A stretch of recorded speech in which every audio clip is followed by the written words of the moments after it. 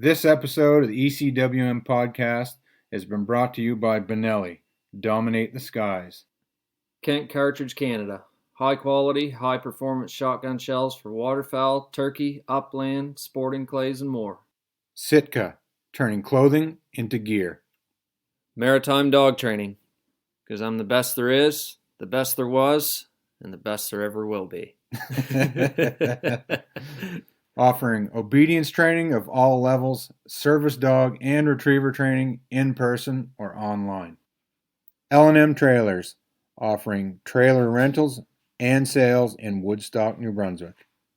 Big Owl Decoys, high quality silhouettes and accessories for waterfowl, turkey, and sandhill cranes. East Coast Calls, offering high quality duck, goose, and turkey calls built right here in the Maritimes. Come on, boy.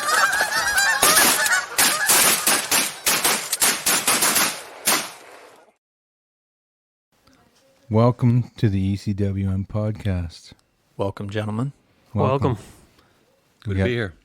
Wesley here. Matthew Wilson. David Noble. Robert Little. Andrew Davenport. And Rowan Wilson. And Rowan is watching. He's just going to stare. Who's abstained from speaking at this point. Just going to sit there and stare at us all. Well, Welcome, gentlemen. Yes. boys. It's good to be here. Good to pop your cherry. Yes. Podcast yes, cherry, yes. boys. Yeah, for all three of you guys. Yeah. It's nice to be here. You'll like it. You'll like it. So, I guess we kind of got a special guest. We got Robert Little here, big bird dog guy. We got Dave and Andrew. That's their first podcast. I've been hunting a lot of upland with them this year. And They also have yep, upland dogs uplandish. and retrievers. And Yes. retrievers. And yeah, we had a good day out hunting today. Hell of a day. It was awesome. Really couldn't ask for much better, really. We moved a lot of birds and had a heck of a time. Yeah. Seen some points. Yeah. Nice for me to, we all hunted together and there was a lot of us the last time we had that upland weekend that I was out with you guys. There's a lot of people in the woods, but it was kind of cool today to just see the one dog go and do its thing and find birds, and the fact that they stuck around and stayed where they were supposed to was wicked. Well, they can range out a little bit, as you saw at the end there, but you have to have a dog go out and find your birds for you. Definitely.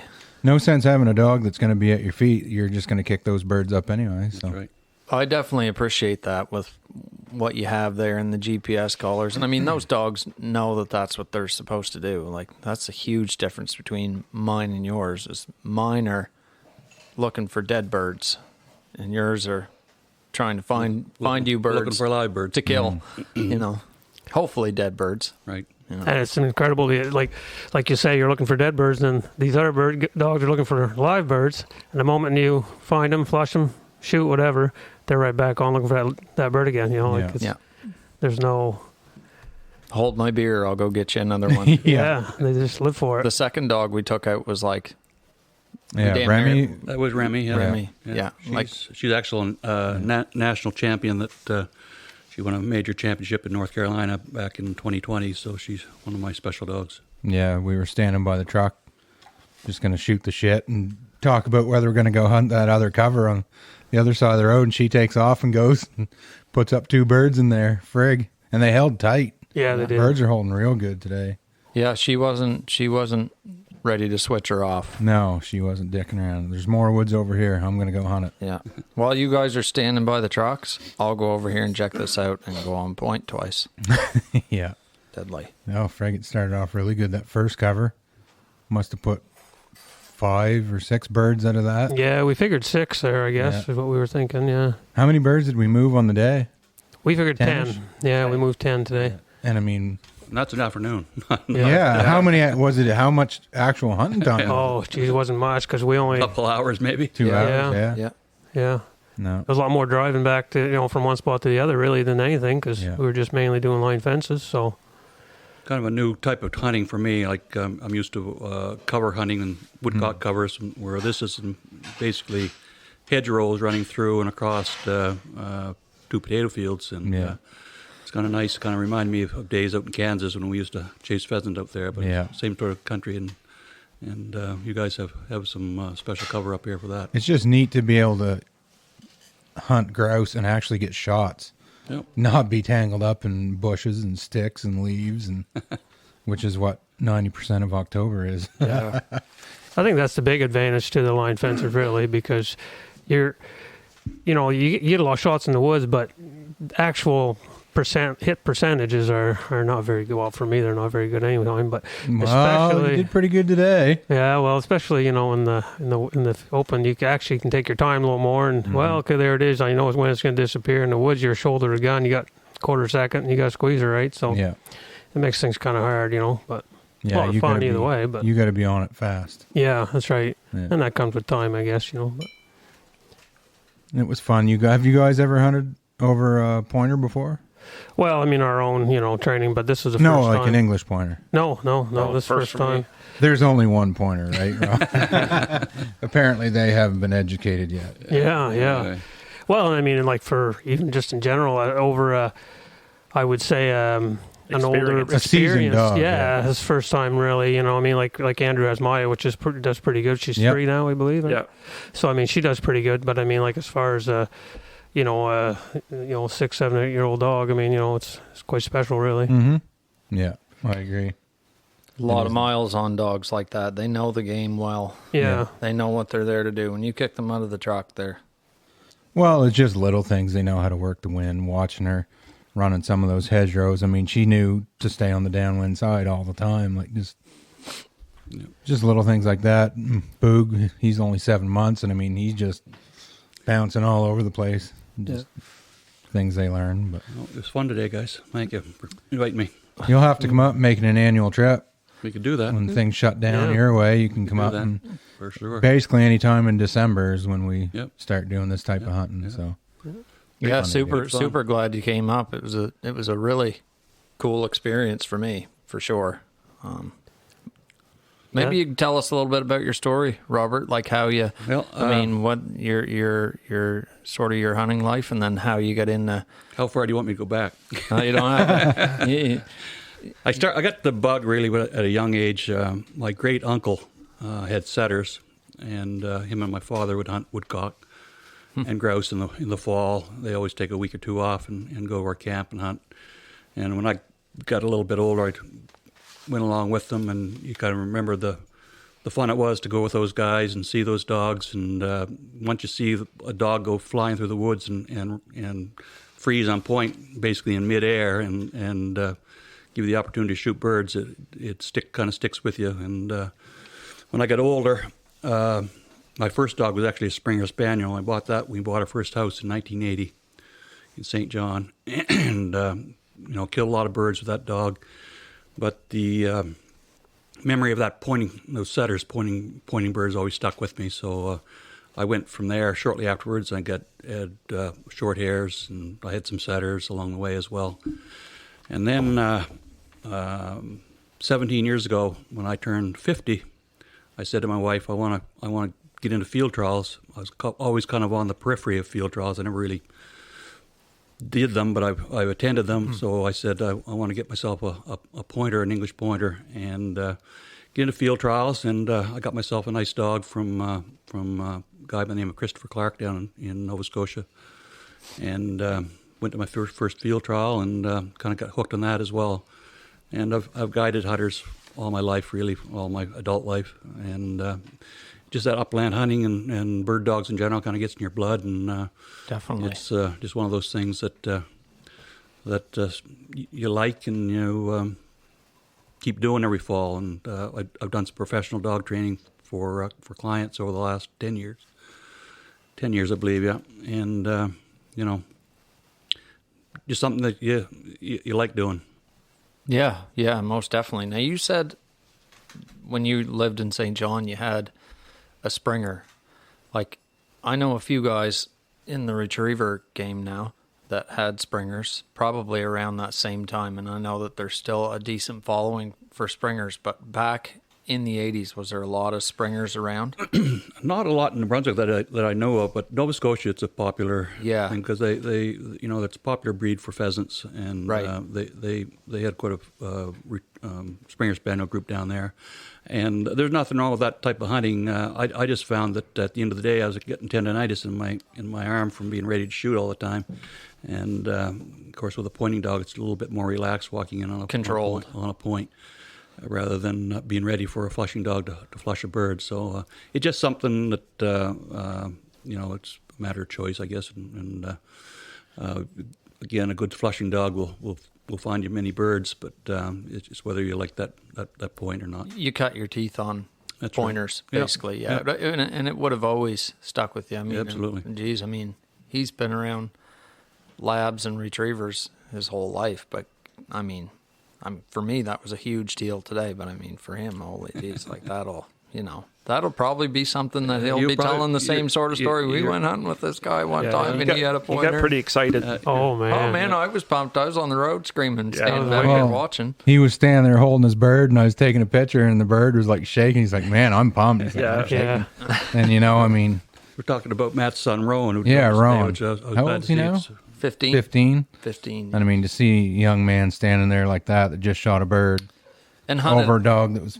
a bird that was pointed over like a seasoned dog, and then get the flush and the shot, and Right. he's just standing there like Yeah. just like he Yeah. shot a giant buck, right? Like that's the Right. stuff that you remember. That's what you live Oh, for. for sure. That's going to ignite the fire for future for him, I think. Yeah. Really. Big time. I mean, we were talking about it at the truck, and I said, when you're young like that, like I remember being his age, and like you don't have a driver's license, and you don't have a bunch of decoys, and you're not really legal to hunt much else besides birds. And at that point in your life, you're after grouse hard, Yeah. because you can go after them.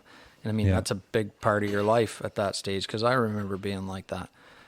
But, for him, he's that much more. And experiences like today, I mean, jeepers. Yeah.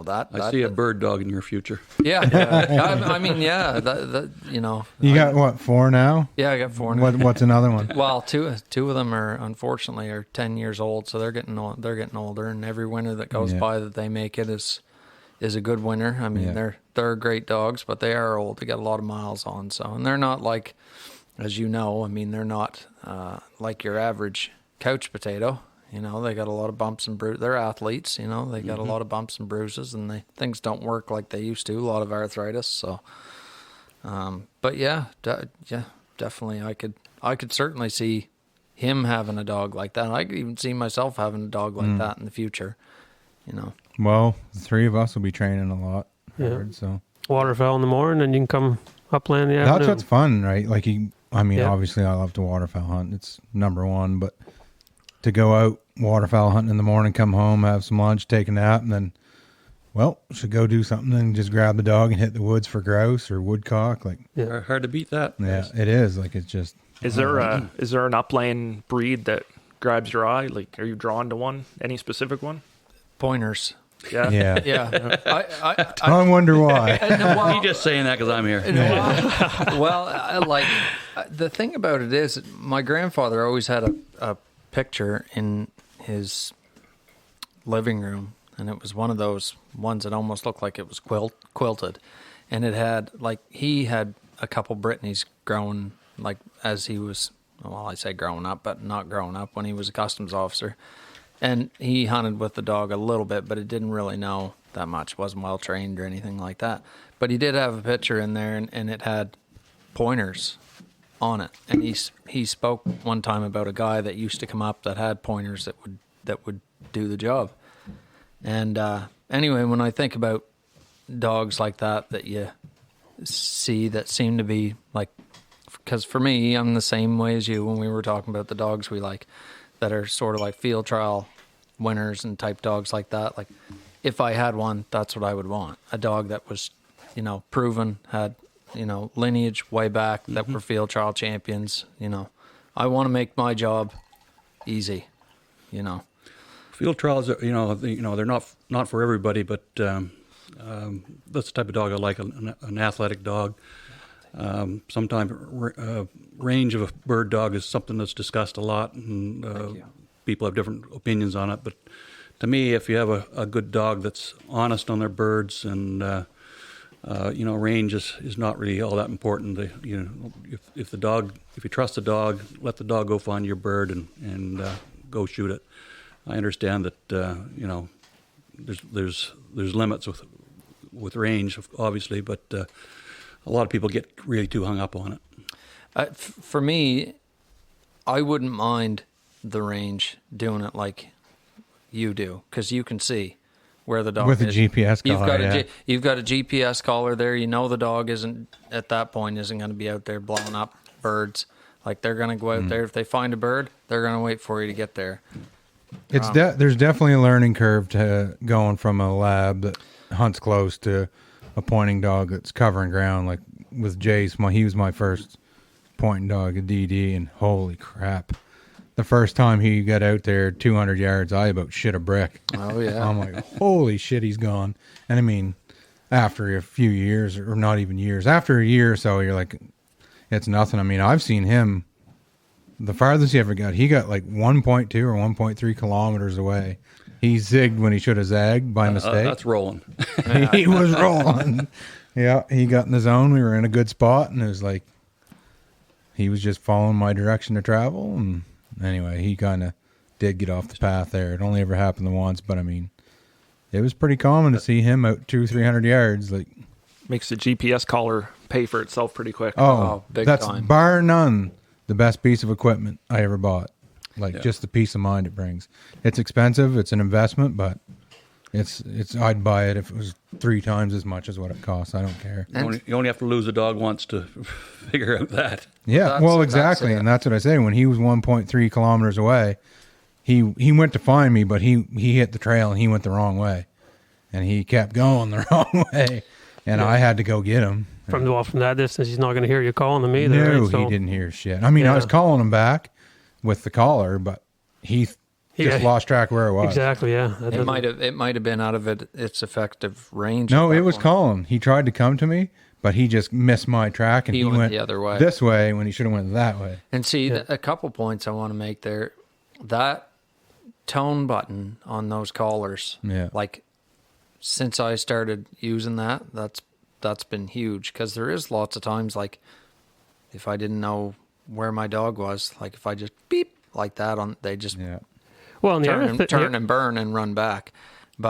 And again, the difference between my dog and your dogs is, like, when I send mine and he goes over the hill, like, he's trained to run to the end of the field. So he could be, like the day we hunted in the rain, I'm like, we sailed a goose down. It went just over a knoll, and in between the knoll and where the bird was, or on the other side of the bird, was the road. So I'm like, if I sent my dog for that bird, I know that he could go that distance, but when he goes over the hill, I can't handle him. So I don't know if he's missed the bird on the upwind side and it's going to run to the road or what, because at that point he's running straight, not quartering or whatever. So with a dog like yours, I'd feel much more comfortable with that GPS collar, knowing the dog's hunting, rather than mine. When he goes over a hill, I'm like, oh, no, we're not doing that. Because he'd run to, because Robert Oakes was like, how far would he run? I'm like, he would run and pretty much until he hit the woods, like, until I told him to stop and come back. Generally, in a like a woodcock cover that we hunt, primarily, you want your dog within bell range most of the time, but generally that's where they are. But hunting where we are today, for example, those long hedgerows where their dog can be, take the whole edge and go 200 yards, you're going to be out of bell range. But as long as you can have a peek at your watch and see where the dog is, you don't get too excited. Now, do you think that over time your dogs would learn to understand that, like, this is the line fence, I got to quarter that or run up one side or the other? And I think those line fences were narrow enough that if they go up the right side of it, the wind side, they're going to pick up a bird if it's in there. She will know. She'd smell it. Yeah. Like And you could most see her, dogs will. that last one we did, I mean, she was just burning up the right side because the wind was blowing from left to right. And I mean, she knew what was in there. And the other thing that I thought was really cool, standing back and watching all this happen, was when you saw that bird, Andrew, go from the end of the line fence over to that island or in that direction. Like, I didn't see it, but the dog was down there, and we couldn't hear her bell, and she wasn't running. So it made me wonder if she watched, like, marked. I think she had an idea where that bird went. Yeah, like she there went down, she went down to that island and checked it out, and unbeknownst to us, the bird was up in a tree, so she probably didn't scent it that good when she went around there the first time. And she did stop a couple times, though, Yeah. right? Like we said, we think Sean. Then we It started was- walking over there, and It was pretty high up in that tree, so yeah, she Yeah. might have got some sort of whiff or something. But I just thought to myself after, I'm like, I bet that dog marked I think she bird she knew where it was. go that direction. We were far enough back, but we heard her stop. Or my GPS went off just before Andrew saw the bird cross the field there. So I think she had it pointed once, but she had an idea where it went. And there was another island of cover that she went down, and we found the bird later. But it was it's a different type of hunting than I'm used to, and it was a lot of fun today. Definitely. You could tell the dogs were not used to that too, because every time when we were done a hedgerow or apple orchard, the dogs immediately went to the woods. The next piece of cover. Yeah. Yeah, Oh, there's some woods over there. I'm out. every time. And it worked. Yeah, you know, one thing I like about going back to the tone button there, like I started doing it on my dog because you were telling me to do it with Jessie. And one thing I really like about it for the upland world is if she's going out, I don't have to carry a whistle constantly whistling them and saying, hey, get over here, or hollering their name or whatever. I just kind of have my hand on the remote anyway, and I can just tap it, and next thing you know, they're coming back to me, right? Yeah. So it's just, you know, if you got buddies with you, they don't want to hear you yelling or whistling, like, you know, over the top, right? So it's Or if kind of you- nice, just kind of adds to the peacefulness of it, I guess, you know? Definitely, and you know that's if the dog's ramming hard and running hard through cover or something like that, you know that it's hooked to the dog, and those, especially the Garmin ones, are super loud too. So you know that even if it's running or the wind's blowing hard, like, it can hear you. That's right, It yeah. should yeah. be able to, anyway. and hear it over the bell. Yeah, Yeah. What are you running for bells? Because it's not much different in size than that Canadian Tire bell I got. But man, you can hear that forever. Bells I get are actually made by a friend of mine in Bangor, Maine, Okay. Mike Flewelling, and if you check the Oh yeah, I heard that name before. yeah, so they call it Flewelling bells, or they might be Sunkays bells, and Skunkhaze, yeah, I've heard that. Sunkays. Sunkaze, yeah. Yeah, so you can get them off some of the sites. I get a few in once in a while that I have available, but maybe get some more this winter. I wondered I that. like those bells. They're different types, copper, and you get some nickel ones, so they all have distinct sounds to them. And of course, in a field trial, when we're running two dogs together, they both have to have a different bell. So I got an assortment of bells to make sure that my bell sounds a little bit different than the other guys, so you can tell the dogs apart. But Yeah. they cut through the woods pretty good. that's neat, eh? I'll have to That's get so one. traditional to have a bell on your Yeah. dog and Yeah. and show up to a field trial and say, Well, like, that's- is that we- something you guys talk about before? Yeah, Like, what bell are you going to use, Bob? Usually at the truck, you're comparing bells to make sure that. That's so. I've been to those trials before, and I've heard. I didn't know what I was doing or what anyone was, but you'd hear the guys all ding a ding a ding, ding a ding a ding, ding a ding a ding, all ringing bells. And So what the hell is he doing? nothing any more frustrating than turning two dogs loose and having the bells sound alike because you don't Yeah. know where they. So you have to know your own bell. It doesn't seem to scare the birds either, does it? I mean, all that No, racket no, and stuff. No, that's. I mean, a lot of guys like to hunt silent for grouse, and as I see a lot of chatter on the internet about it. And but I like the tradition of it, and I like a bell will tell you instantaneously what the dog's doing. Yeah, Yeah. you don't. Where There's no if you're delay. waiting for a beep or if you're waiting for a GPS, there's going to be some delay, but a bell will tell you exactly what the dog is doing all the time. And the more you run a bell, you can tell by the cadence of the bell, what that dog's doing. I can almost tell when a dog starts slowing down, working scent. You can tell by that change of that bell tone what that dog's doing. Yeah. So I always had bells, and all the field trialers, we have to use bells because the judges have to know where the dogs are as well. So. Right. Yeah, and there is a lot to this reading your dog, even if you get one on point and just their mannerisms and like one of the birds there today. She went on point, and you knew the bird was close just by what she looked like. Yeah, yeah. And I'm like, you can start going over and kick and brush, and we're like, oh, it must be up in the tree. And he goes over and kick and brush. I'm like, what the hell is he doing? Oh, And it's sure right as here, shit, it 5 was feet right in front there. of me. It was right there on the ground. And she was locked up, and you said that you could tell by the way she tell was by their pointing, it was intensity, close. and if you walk in and they're kind of looking around a little bit, you know the bird's maybe walked off, the scent's not that good. But if they're pointing with a ton of intensity and almost telling you that bird is right there, you know it's going to be there. Yeah, that was really neat to see. And it's just little things like that. Like I've hunted with Dave and Andrew here and their dogs, and I'm like, I think she's on point. And I could tell just because of the intensity, right? And like the tail's not moving, and she's head's locked, and sure as shit, Ember's on point, or even Maya, or Clyde even. It's just neat. I find that with Ember, I've noticed in the last, few weeks, month, whatever, when she does go on point, her tail's straight out and it's not wagging usually, if it's a real point, and a lot of times you can tell she's trying to sniff the air, like her head's going up and back and forth and up and down a little bit, and you can tell she's trying to see it, almost, and she's trying to, almost like her back leg don't want to move, but her front, she's trying to lean into the bird, to get closer, you know what I mean, and then it's real. That's game on. But it was definitely neat to see, though, and just, man, the birds held well and super solid points, and probably not the greatest scenting conditions. What's snow like? Is it good, bad, or? I guess it must be okay. I don't know. I mean, I don't do a lot of hunting on the snow in the traditional covers. It's a little bit different up here where you can hunt an edge, a row, especially if you get some wind. Your snow's packed down better, but so kind of got a unique situation here where you can hunt a field as opposed to wading through a foot of snow in the woods that it hasn't been packed down any. Yeah, it's not the most fun. We're pretty lucky to have that. Well, and it seems to concentrate the birds this time of year because what's left for food, really? I mean, they'll eat some buds, but I mean, cranberries. It seems like in late December. I mean, it's so all the birds. You can hunt a whole normal cover for whole afternoon, maybe raise a couple birds. You go hit a cranberry patch for 5 minutes and raise 4. It's just so much easier to find them, I guess. Yeah, because we don't. I never see birds up in the buds up here ever. Oh, very seldom. Yeah. Hardly ever. Now, Dad just down in Aquik, half an hour away, no agriculture. He's shooting the hell out of them out of the trees. Yeah. Like half hour before dark, he'll go and they'll just all be up. They in the must trees have enough natural food up this way with the cranberries and I would say, maybe some old apples and stuff like that. Yeah.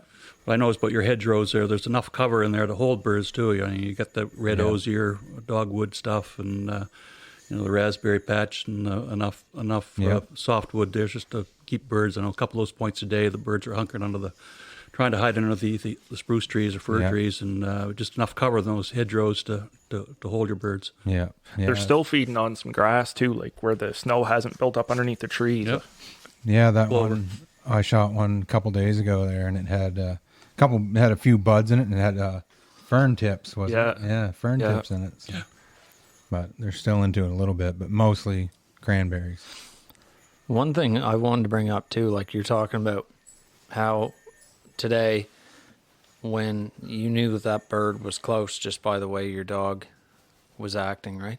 Like that's all part of working with your dog and being able to read your dog as a handler. And some of those things, you're like a lot of that is, like you said earlier, it's on the job training, right? That's right. Like you we just two examples. Like we had a couple of solid points there today, and that kamikaze bird that came at you, Matt. She was on point, but nearly died today. Her head was up, and she was just a little bit loose. So I knew that, and I could see where it's the tracks underneath the spruce tree where the bird had come out. And I walked about 25 yards ahead out to that point, and that bird took down. So, but I knew that bird had walked off. So you learn to read your dog after a while to understand where the birds are. So a couple of those points, we knew that bird was right there just by her intensity. Well, yeah, you were like the first one. You knew you were kicking the bush, and then you saw it right there underneath the branches. Like, holy shit, okay. And then that second one, you're like, go up around the corner. Yeah. Like, you weren't just saying that for shits and giggles. You knew where that bird was. Like, oh, frig. Funny that a partridge would do that, eh? Grouse. Come on. We were grouse hunting today. For the record, there were no partridge shot today. It was all grouse. Grouse. Yeah.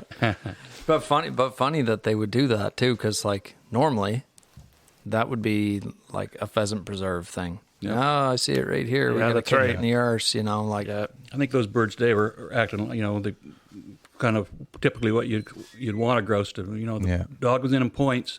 They don't know what that dog is. Well, they think they're hiding from a coyote. Probably they're going to stay under this bush so that And as long as the dog doesn't move, the bird's not going to move either. So we had some good setups here today. I found personally, like from hunting from the end of September right up till now, end of December, the month of December, the birds seem to hold a lot tighter. You guys find, Andrew and Dave? Yeah, I find when they get cold, the cold weather comes, Yeah, you get a cold crispy weather. morning, November morning even, or something like that, right? They just, I don't know if they're cold or what the deal is, but they do seem to hold a lot better. Which is nice. There's Yeah. a lot to do with the cover they're in. I mean, if they Yeah. feel comfortable, if it's wide open and they can have a good running lane, they'll take the running lane. But if there's some place where they can feel safe, like a couple of those birds today and those little spruce trees, they stayed there till we have to kick them out. Yeah, because I find October hunting, my Lord, they run. Yep. Like you'll get the dog on point and go up and same thing, like you said, the Yep. dog's looking at you and looking around. And it's like, Yep. okay, that bird is like Ben Johnson he's run out of there, and then try to relocate or whatever. And Yep. All my life and a lot of people, I mean, you hunt without a dog, and it just makes you now, when you get a dog and you see, like, you're trying to find this bird there's a bird here, she's pointing, and you're looking and looking and looking, you're 5 feet away, you can't see it. Yeah. How many birds did we walk past before we had dogs? Hundreds. It just, it really makes you Hundreds. wonder about it. Hundreds, yeah. yeah, Especially And I've- woodcock. You probably Oh, buy more great. woodcock in your life Yeah. than you ever dreamed of. And I've had a lot of people, even just this year, every year, you get people, boys, I've put on the miles, haven't seen a bird yet this year, must be a poor year. And I'm Get a thinking, dog. well, I've gone out for 5 minutes with my dog, and I've bumped up 4 or 5 or whatever, you know what I mean? Like, I see birds all the time. So, I mean, it really goes to show you, I guess, that well, I can tell you, I've gone on 16 hunts this year with my dog between 5 and 7 months. He's 7 months old now. And in 16 hunts, and when I'm talking hunt, an hour to 2 hours maybe max, and we've moved in total 140 birds. There you go. So yeah, it's a lot of birds. that's 140 birds in a couple-hour hunt. So that's good. Only 16 hunts. That's good exposure for that young Yeah, puppy. and it's all gross, no woodcock. He was too young in September to get him out in the woods. I think yet. I'm at about 220 Yeah. partridge and 20 woodcock or so. Excuse me. We don't have Gross. we don't have Hungarian partridge here. Gross. Have you kept records, Robert, over the years? Like, I was kind of interested, not just outings, time, sighting, stuff like that, but also, this might put you on the spot, but hit ratio. We won't talk about hit I ratio. used to keep numbers quite there, but I haven't in the last number of years. I'm probably kicked my butt for not doing that. But generally, and it's funny, you always think like the third week of October is a pretty good week for woodcock, which is, flight Yeah. birds. So, and it is a good week because the leaves are starting to come down. You can see better. But typically, I see more, and I kind of played out this year. You see more birds the first week or so of the season, and it kind of goes down. The woodcock numbers will kind of peak the first week or two, then start going down. Even though the shooting's easier, and you might feel like you're seeing more birds in the third and fourth week of October, but you see more birds earlier on, and grouse numbers go up. So your woodcock numbers kind of go up and flatten out during the season, and then grouse numbers start out slow, then get better as the season goes on. Colder weather brings the grouse out the sides of the road. But woodcock, this year, and it's played out many years, that I see more birds like the last week of September, first week of October, second week of October. And even though the third week of October is great, you might get into some flights and that sort of thing. Generally, we see more birds at the first part of the season. Shooting's a lot tougher, Yeah. and but the numbers seem to be higher during the first part of the season. But it's easier hunting, obviously, when that third, fourth week of October. Yeah. and That's November. your magical. That's your Yeah, magical I mean time. the leaves are off. It's just Weather's good. Dogs weather's are running better, well. better hunting conditions. But And what about your dogs as far as like, with all the leaves on and the grass that's not dead, do you find they have a hard time picking up the birds more in the early season, or do you think they... no, I think we it doesn't seem to make any difference. Yeah.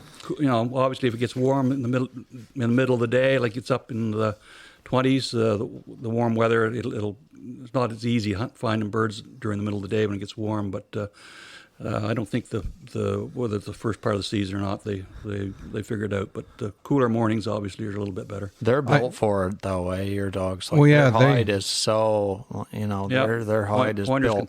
can take the heat. They can go hard. And when you look at a lot of labs nowadays too, their coats are getting a lot thinner. Like you look at like a show lab, what people would call a British lab or an English lab, compared to like we'll Field say trial. like a field trial. Their hide is getting their coat is getting a lot shorter now, and I think personally it's because a lot of them are being bred down in the States. I mean, they're just naturally by happenstance over time are going to be, you don't want them with a heavy coat, right? They're down there in the weather. More heat tolerant. Oh, geez, yeah. The southern heat is super. Well, you know, I mean, even in the wintertime, it's hot. Can get. And with as far as another thing, going back to scenting conditions, obviously with a pointer or setter, I mean, they're air centers, right? Mm-hmm. And I mean, his GSP or his Griff or my DD, like they're ground centers. So it wouldn't be quite as much. You say that, but I think generally when your dogs are hunting, a lot of times you'll see them hunting with their head down some. But really, when you watch them slam on point, usually their head comes up, so they're picking up. Yeah. They're picking up air scent. I think when they're pointing, I think when they use, because they're versatile, for tracking wounded game, they're going to put their nose down and ground scent. But I think for pointing birds, your dogs are air scenting the same as they are scenting some too. Absolutely. Because I definitely notice the difference between like Dave's setter and like Andrew's GSP or Griff, or well, my dog's just a pup, but ours are more nose to the ground, where his setter, she's really high headed. Yep. The other thing though is like my setter is very, well, you see how fast she runs around. Like I mean, she's just long legs. Let's hammer down, and I mean it's too fast, really. I mean she runs over the birds a lot. You know what I mean? But I wonder if maybe that's part of the reason, right? That she got her head up because she's going so fast. She's not gonna have her head down, I guess. You know too. But pointers and setters tend to, hunt more with their head up, and but I think even the versatiles, their pointing is from air scent. Okay. Yeah. Yeah, I suppose it makes sense because the ground is just old scent. I know if I send my GSP after a bird that was shot, her head is on the ground. Yeah, I think she knows the difference. For tracking, they're put their head down. Yeah.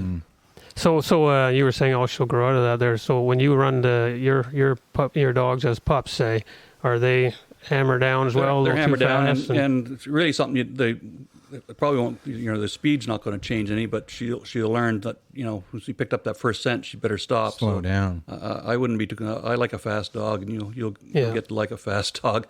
Yeah. And they'll figure out where their nose is and won't outrun their nose after a while. But if they're a puppy, a young dog, they're gonna run over the share game. Yeah. She's only a year, so in your opinion, how long does it take for a pointing dog to become what you would consider a seasoned dog, roughly? It's going to depend on the individual, but with a dog with training, summer training, 3 years old. 3 years. I mean, we run what we call derby age dogs up till they're about 2 years old, and even in a field trial, they're not expected to be broke to wing and shot. So I always say, a fall derby was like a year and a half old. They're just expected to flash point a bird and everything's okay.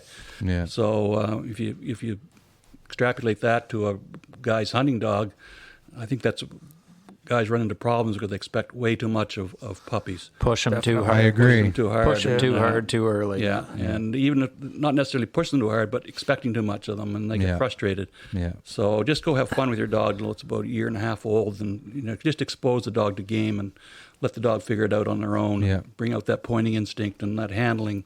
People get so wound up about birds, which is important, but just as important is to be able to handle your dog. Where you want that dog to be, and make sure the dog stays with you and stays in front of you. Those things are what guys kind of overlook instead of birds. It's just obviously important, but learn to handle your dog. The fundamental skills. I saw you a few times there today, reeling your dog in and handling, like showing her that you wanted her back in the woods and things like that. Is that something that you teach formally? Because I teach that formally for mine, but a lot of our hunting these days are we hunt tote roads and skid trails and that sort of thing, and the dogs understand and that's the same thing today with hunting those hedgerows. difficult for a dog to get in that little spot and trying to stay in there. But when you're hunting a road, I want my dog in the cover. I don't want the dog running up and down the road. So Yeah. you might have noticed me giving that one little toot, and then I give that one toot in the whistle means get off the road, get in the woods. And but they figure out where the game is, and they're going to get off in the cover by themselves. But generally, when the hunting that we were doing today, it's kind of new to them. So I just want to get them used to getting into that hedgerow, at least staying close to the hedgerow. You know, you were saying there, you like to keep your dog in front of you and stuff. So would it be fair to say, like, I mean, I know you got large running dogs, right? But would it be fair to say as a pup or a younger dog, let's say, a year or two, or whatever, you like to keep her in sight so you know what's going on? Exactly. I was talking to Matthew earlier today. Like we have a young dog, a puppy, or not so much puppies. I just tell guys to take that puppy out the first year and show them as many feathers, blood, guts as you can, and fire that dog up. Just get that dog hunting, fired up. In the second year, keep the dog a little bit closer, because at that time, we've gone through a season, probably done some pigeon work, trying to steady the dog up a little bit. What you don't want now is you want to take that chase out. So you want that dog to stay a little bit closer to you so that you see the dog making game, point a woodcock or grouse, and instead of it bumping that bird and chasing it, you're right there to correct the dog, set it dog back. Where if the dog's out there 200 yards over the hill, it's going to do all the bumping and chasing it wants to. You're not going to know what's going on. So keep the dog ranged in, work on your whoa commands in the off season, and know what you expect of the dog. So you get the dog doing a certain thing on pigeons in the field, you should be able to carry that over to the wild birds and do the same thing there, because the dog already been through that session on pigeons where you've made that dog stand still through the shot or whatever you want to do. Well, you should be able to transfer that into the woods and do the same thing on wild birds. Yeah, keep the same standard on a wild bird. Try to master as much as you can in a controlled scenario. That's right. So you do all the controlled stuff, but then you want to keep that dog closer to you that first year or two, so that you can make those corrections if you have to when it's on wild birds. And then once you get that dog steady or broke, or wherever you want to take that dog to, well, then you can let that dog go out your 200 yards, and it's going to point a bird and hold it there for you. So in your opinion on a 1-year-old dog, like say his setter Ember, is it Ember or Amber? Because you always well, it's a spell check on. Okay, it always you says just Amber, because okay. I use a talk thing. It always says Amber, but it's actually Ember. Okay, so He just can't spell. Ember's a year-old setter, and in your opinion, what is close? Like, what would you say for her at a year-old? What is close? Like, what range should she be staying at, roughly? You want to be able to see her and handle her. I mean, if she's running over the hill. I mean, this is her first season. Yeah, it is. Yeah, I mean, I wouldn't be too concerned about it at all. She's 13 months old right now. I mean, you actually. just come through her first hunting season, and as I tell people, just put them on, let them have their fun. Yeah. Next year, as you're doing some work with her through the spring and the summer, then keep her a little bit closer next year so that you can train her on wild birds, as opposed to being up there too far where you can't handle her. Because she did friggin' awesome. She had some really nice points for a young dog. That's what you want to do. Kill some birds, but let her do it naturally. You're not really putting a lot of pressure on her, and fire her up, and then in the off season you do your pigeon work, and then transfer that to the field. See, during the summer here, I had her. I was just at the end of August there, just before the season started. I had her where I was just starting to get her steady. You know what I mean, like to the wing, and I actually shot on pigeons. Nice. But the moment I introduced quail and chuckers and stuff. And grouse, it's just like she lose her mind. It's just too much. She can't handle it, Yep. And I think it's, probably because, I don't know, they just flush differently, louder, or what it is. Well, I mean, the pitch is pretty loud, but something about wild birds, especially grouse, I tell people it's almost like crack cocaine to those those pointing dogs. So, I mean, it's a phase you're going to have to go through. They're going to figure it out. And, that would bring me back to another question I was asking to ask you, because tame birds, quail and chuckers, like I raced them last year for our training and stuff, and they're not the best of flyers, And I had her actually catch, a couple chuckers on me. Probably not good. No. And I think that really added to my problem of her wanting to chase, Yeah. And it was like, you use pigeons, but do you use a lot of chuckers and quail? Or if you do, how do you... You got to be extra careful, I don't use obviously. chuckers, but when I go down south North Carolina in the wintertime, we do use pigeons down there too, but all the field trial down there are on quail. So we do train a lot in quail. Down there, we seem to get into really good flying quail. The birds we buy from big outfits. They're all flight conditioned. They have big flight pins in Big there. flight pins, yeah. So those birds that we buy down there when we're training, they tend to fly good. And very seldom have a dog catch a bird when down south. But I know up here when you buy birds that, you buy the 2-month-old birds that are, supposedly flight conditioned, but they're not really. I mean, you're asking for trouble. And so Yeah.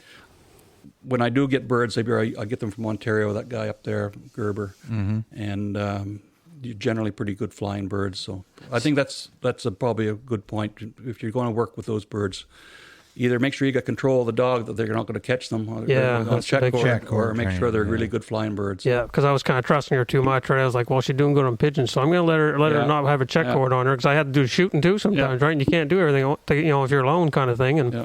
so anyway, and the quail weren't too bad because they are pretty good flyers. They would go up in a tree and perch, but the chuckers, you might get one or two that's like, wow, he can really fly, and then the next one is like, man, he can't even go 10 feet, Yeah. Yeah. So we kind of, I They don't need a know, I flight guess. Set your back and you're training a little bit with those dogs start catching birds on you. Then, Oh, man. Yeah. yeah. So that's why you can, release traps and pigeons are pretty good training tools. Yeah. My first dog, Jace there, the DD, he caught a freaking grouse.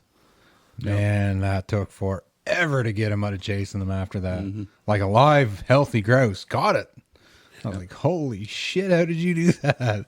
I don't know, but it set us back. Holy Yep. cow, it set us back. So Yeah. it's a, You call that, you say, oh, he was lucky, but then you think that's kind of bad lucky, Yeah, for sure. for you. What's your process or thoughts on, so if you have people up hunting and your dog's working some cover, the wind's wrong, but a partridge or grouse flies up, do you shoot it? it probably depends on what dog I have on the ground, but generally, grouse are a lot of fun, obviously, and so I tell guys, if you get a safe shot on a grouse, if you want to take it, take it. Generally, on a woodcock, we just shoot pointed birds. We have lots of birds that get walked up or good chances, but we got dogs out in front of us there. They're out there for a reason. So, we have lots of woodcocks. So let's just shoot pointed birds. But you get a good chance on a grouse and a nice flush.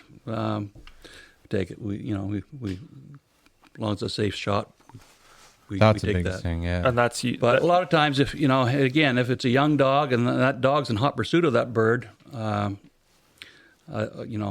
might want Different story. Yeah, you might want to. But a lot of times, if grouse gets walked up or comes out of a tree or whatever, that's fair game. But if a dog just out and out bumps and chases a grouse, I would kind of hold off on something like that. Okay. They're maybe not so much a puppy because you're just trying to fire it up, but an older dog that's had some training, you don't want to get in that dog's head that it's okay to bump a bird because he's just going to shoot it anyway.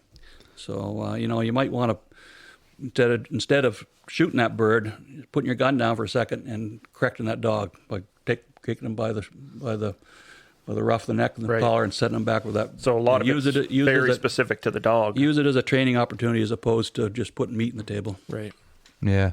So obviously that's what I did this fall. My dog was 6-7 months old. And I mean, I was just letting him get on birds, build desire. And I've Yep. actually watched that. So next fall, he'll be 1.5 years and he'll have a summer, not a winter, but a summer full of pigeon training. Yep. What should the process be for me next fall? Well, I Roughly. try to keep the dog closer to you so you can see Yeah. what's going on.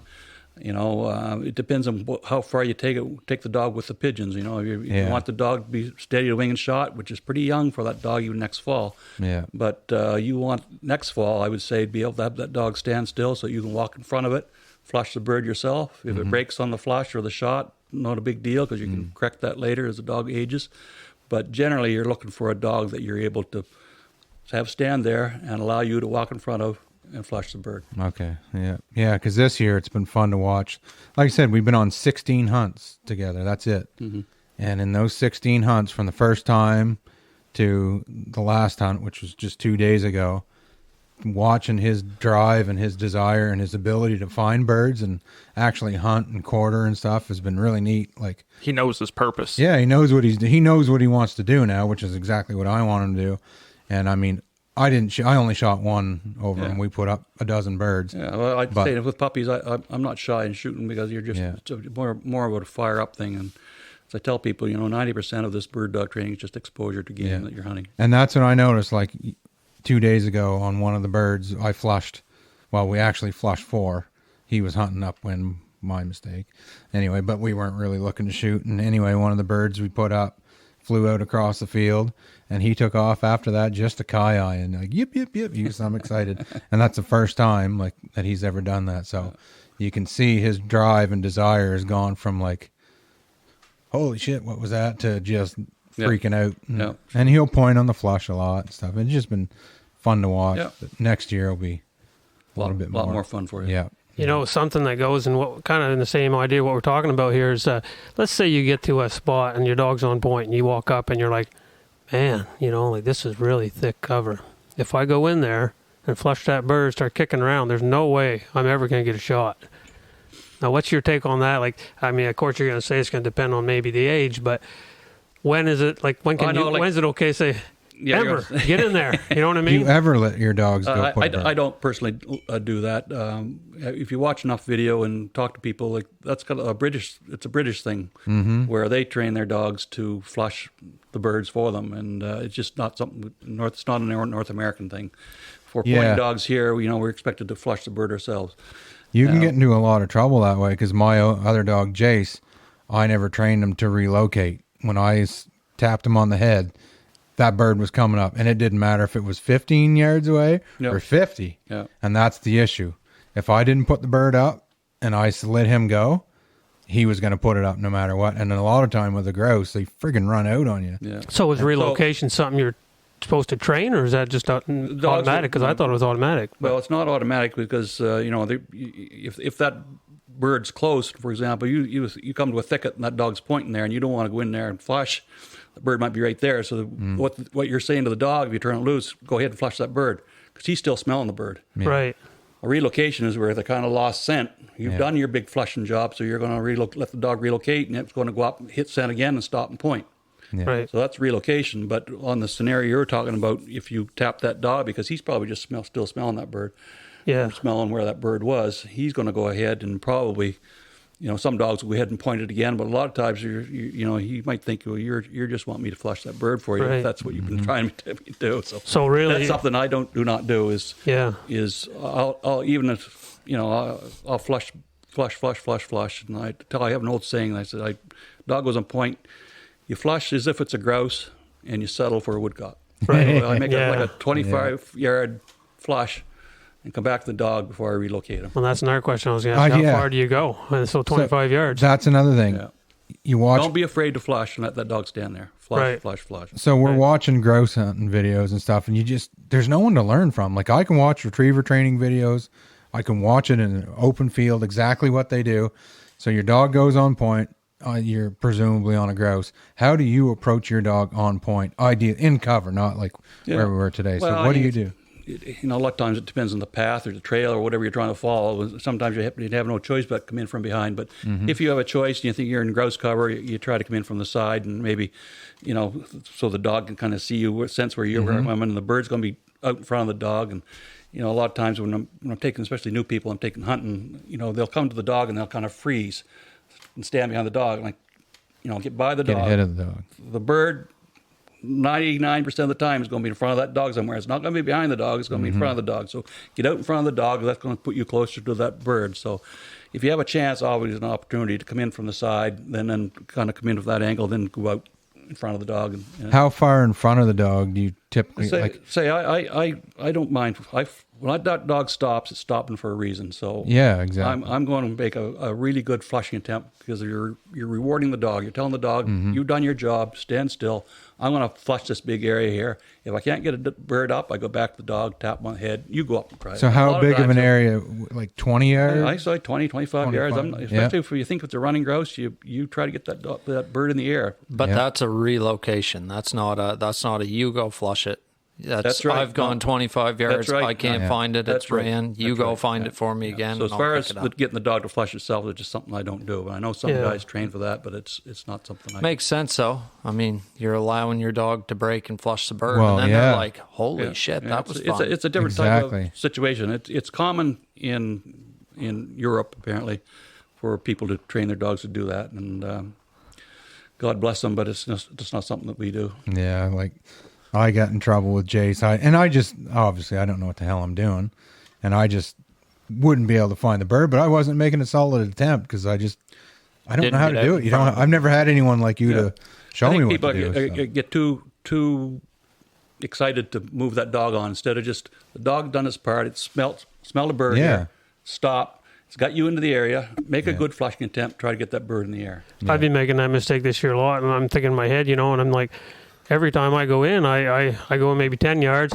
look around, well, nothing there, and then I say, Ember. Yeah, and then you let her go, and then she puts it up. Then sure enough, she'll go down the line fence about 20 yards, and boom, there goes Yep. the bird. Right? I think your eyes are better than the dog's nose. Yeah, Well, and that's yeah, exactly what I did with Jace too many times. I'd let him go when he's on point because I didn't see it, but I'd just make a shitty, stupid attempt. Don't then be afraid to let that dog stand there for a couple minutes and have a good flushing attempt. Yeah, so I've made that mistake a lot. That's I'm what just, I I'm did. just thinking in my head, and I'm like, man, like I'm thinking 4 or 5 and times. I could never get him out of that. Yeah. Like he would never relocate ever. Like Yeah. as soon as I let him It go, was a flushing game to him. it was a flushing game because I'd let him go when he was obviously on point, and then I'll go get the bastard if you want. So that's the case there where that dog. And I'd shoot it, too. Yeah, your dog's still smelling that bird, so Yeah. he's still on point, and you're telling him to go flush the bird. So even if the bird did run off, say 50 yards, I mean, to him, I was giving him the okay to go get it. Yeah. No matter where it was, and that's the issue I ran into. I kept doing that over and over. So I mean, that's a training thing, and Yeah. if your dog was out and you see the dog take that bird out, and then you got to correct that dog. So Yeah. you got to tell that dog that it's not okay to bump the bird, Yeah. even if it's a relocation. You're Well, still with expected to pull the bird. with the pup, I'm not going to let him flush. Period. I'll flush the bird. There you go. So Yeah. should I? And so You to train you that, should be happy for your dog to stand still. Yeah. 100%. But to train that, like, should I take a windy day, take my dog and with the check cord, save on a pigeon, and because they'll pick that up 50 yards away sometimes, right? Mm-hmm. So then, okay, she'll go on point 50 yards away. Great, we got 50 yards to work with, Then should I just pretend to walk around, then come back and hit her on the back of the head, but keep a hold of the cord when she runs in and say stop her again and You say, can try "See, that, you but want-" if she's still smelling that bird, it's a difficult thing to train with pigeons like that because that wind's coming at her. She's still smelling that bird. right? So So she'll never leave the scent cone. So generally, you should have that dog. If you encourage her to move, she shouldn't want to move because she's still Right. smelling that bird.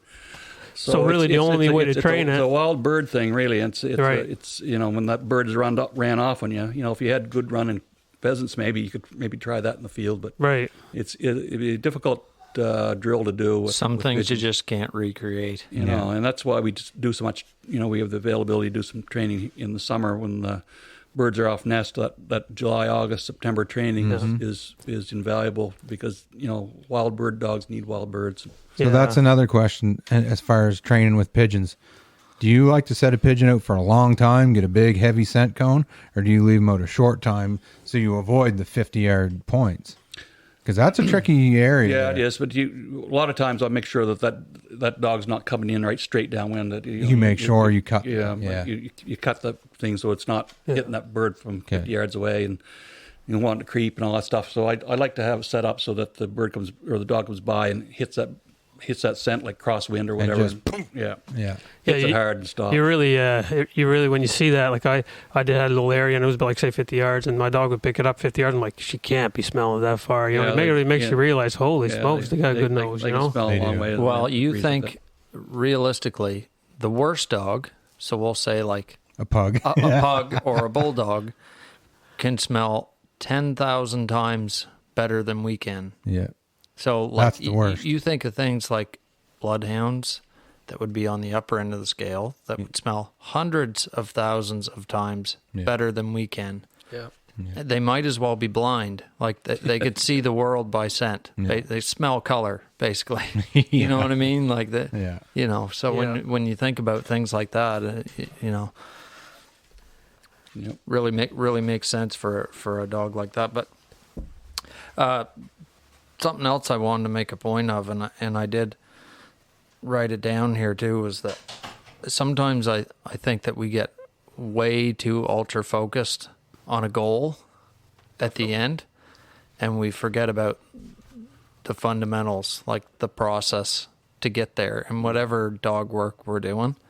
And we rush by steps and skip steps, and then you don't realize that you've done that until you make a mistake, and then you're like, oh shit, maybe I shouldn't have let that dog catch that bird or bust got through more that work cover in and the end. bust those birds.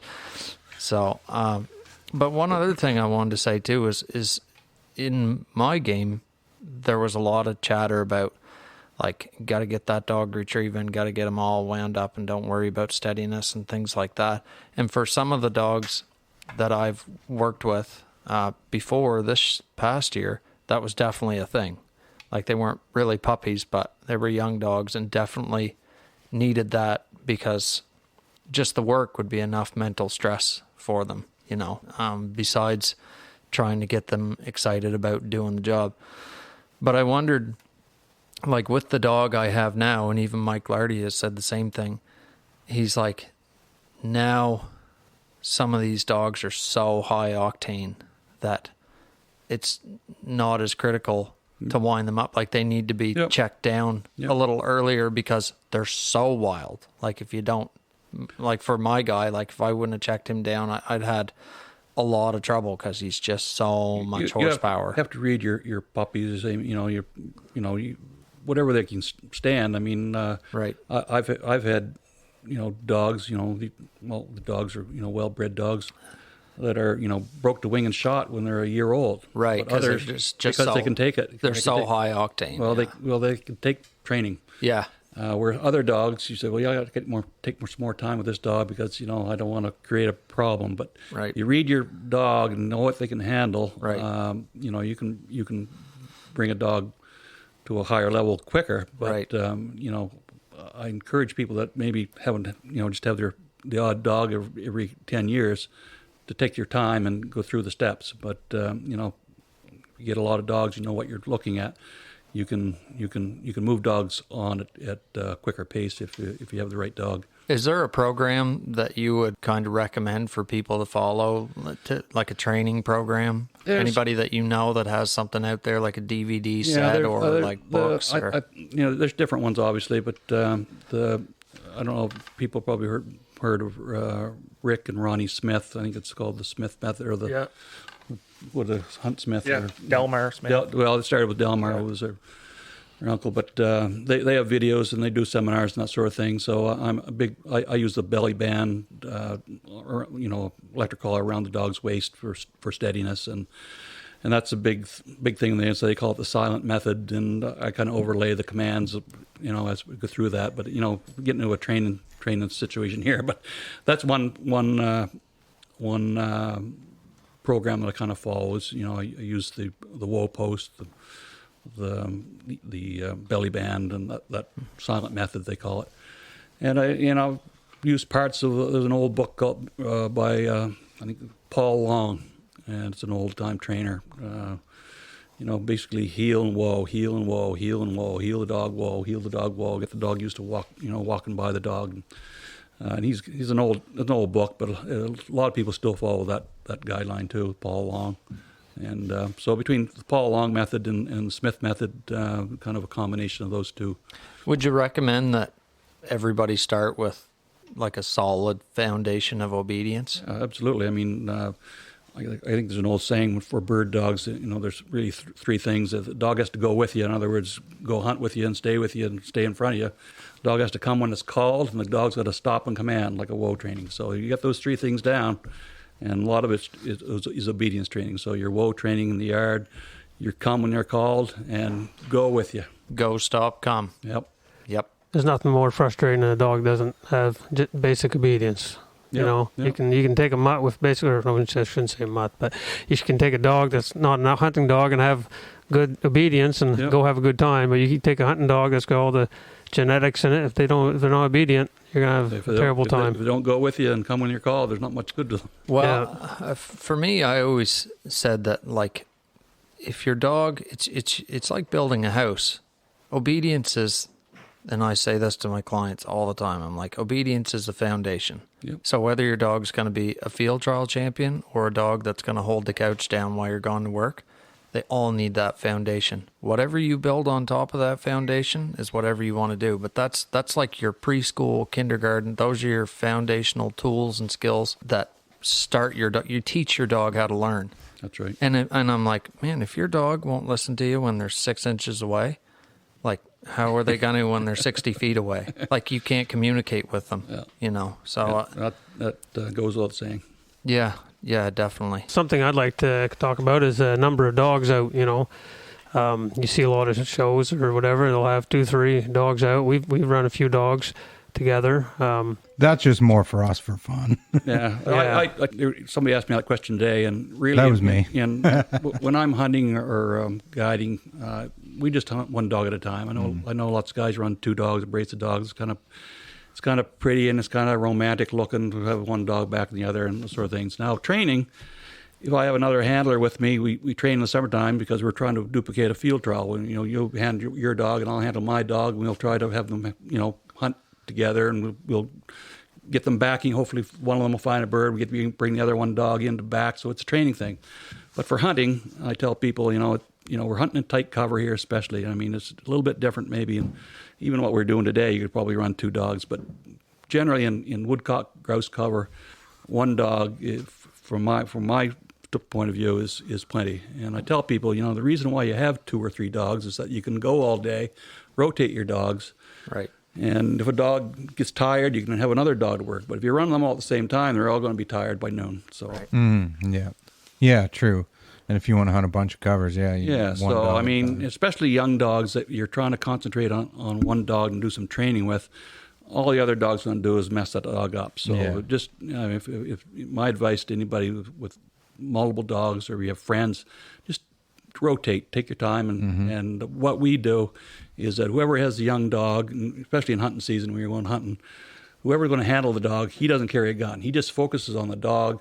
Try to do your steadying work. Try to get that dog pointing and staunched up on game, and do your corrections if you have to. Yeah. Let your friends do the shooting. You just focus on the dog. If that's one thing I can tell young guys. Amen. I agree, just do 100%. That would be we actually, Andrew and I were talking about it in the truck, and I was saying, it's hard because when your hunting season comes, you fall back so much. Yep. Because if you're alone, especially, but you can't shoot and train that dog. If you're alone, but I've heard lots of guys saying, I couldn't. Yeah. My dog broke on me because I was trying to shoot the bird. Well, I tell guys, these dogs aren't long figuring out the difference between a shotgun and a blank gun. Yeah. I can have a dog perfectly broke all summer long shooting a blank gun.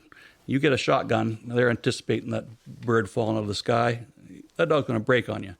So I tell you, the guys, if you're handling a dog and it was your young dog, you don't carry a gun. You just focus all on that dog. You stand beside that dog, let them do the flushing, do the shooting. You just make that dog stand there and do what they're supposed to do.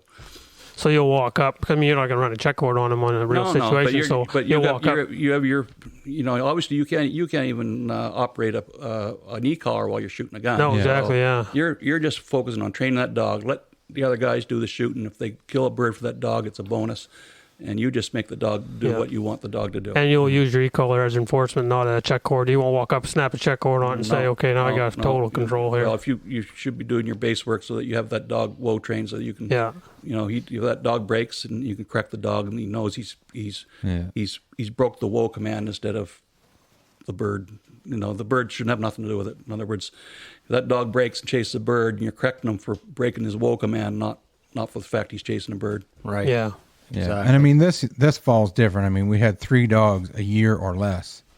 Next fall, we're going to have. You're going to be in some training situation there where if you're hunting together, just whoever owns a dog, just let you do the handling and try to enforce the things you've taught that dog this summer in the wild birds. Yeah. So next fall we need, or even in summer, like you said on wild birds, we need to take more days where this is going to be a hunt, but it's a training session. One at a time. One dog at a time. We're going to take your dog. You're not going to take a gun. Yeah. And we're going to work on doing what the dog needs. And now that we're starting our whole chasing the king, it's so now we're going to be more than one person together. But like last year I hunted with Jessie, on my retriever, and I mean I shot 15 birds over her, but it was all myself. I mean I was hardly ever with anybody else. It was just me. Flusher's different, right? But even with Ember at the beginning of the year, like before we really kind of got together on a regular basis, it was Yeah. it was me alone a lot of times. So Yeah. I mean, it was hard to kind of be okay. I'm not going to carry.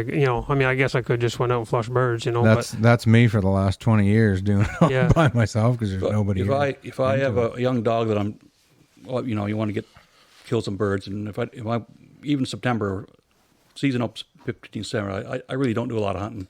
Yeah. But if I have a young dog, like go out with the friends and want to kill a bird for the dog, that helps. But if I'm by myself, generally I'll take a blank gun because I want to focus on that dog, and I want that dog not to make a mistake. Your commitment is to your dog. Yeah. Exactly. And I think you're absolutely right. There's lots of birds to be killed over that dog. But Right. Let's do it right. You're Get it the where it one needs to training be. it. Like your commitment has got to be to working your dog. Forget about shooting the gun. Let everybody else try to shoot the bird and focus on making your dog better long term. Because I mean, we already kind of talked about like all summer you train for these situations, and even when you send a dog home with somebody, it's like, look, we've been training in perfect conditions. Controlled situations. When you get your dog out hunting, things aren't going to be the same. Like birds are actually flying, coming at the dog, things like that. Like that's your time to train on the job. And, and when you get a dog, I think personally, like there's lots of guys that have dogs, but most dogs never see their full potential if people aren't willing to put the 100%. time in. And it's a shame because I'm sure you have too. I've seen dogs come through that I'm like, holy shit, like that dog right there is friggin' awesome. Like it could really make a hell of a dog if they would choose to put the dog over the shotgun. Yeah. And obviously we wanted to have you on the podcast, but I mean, the most important thing for me today was just learning. I've been doing this for 20 years, but I've never learned from anybody. And I mean, I don't know what the hell I'm doing. So it's good to have somebody that come up and just either confirm what you are doing or let you know, well, you should do this. So. I think a big thing. I think you guys are into it. A lot of guys, they get a bird dog and they think they can take it hunting and do a thing with it. But it's a year-round commitment, and if you take the time to do your obedience work and the commands that you need, and introduce the dog to the gun properly, make sure it's not be gun shy and pigeons and all those things that. Instead of just taking the dog hunting, I mean, and that's kind of like why I like field trials, because it gives you that motivation to take the dog to your highest level, and you're working with the dog all the time, trying to keep the dog in shape all the time. I agree. And same with me for sure. We, there's tons of events. It gives you goals, which are direction, but still the most important thing is like those goals are going to give you direction that are going to help you stay motivated to continue working on your fundamental skills. And progress your dog. And you can't, if it feels like a job to you to take your dog in the off season and try to train, then you're not in there. I know. So it's the right thing. I get a big kick going out in July and August and with a young dog and seeing it develop on woodcock and grouse with a blank gun as I do. Killing birds over I like to hunt as much as anybody, but if you do that training and see that progression that your dog is capable of, and then that's well, and that's the thing for all of us, all four of us. I can speak for all of us that we're not in it just to go out and kill birds. No. Like I said earlier today, if we wanted to kill birds, we just go drive roads, and you're never going to kill more than doing that. Nope. We're totally in it for the dog. Yep. I could care less if I shoot one. For me, I was just happy to watch the whole thing happen. Yeah. For me, the highlight was Rowan shooting that bird.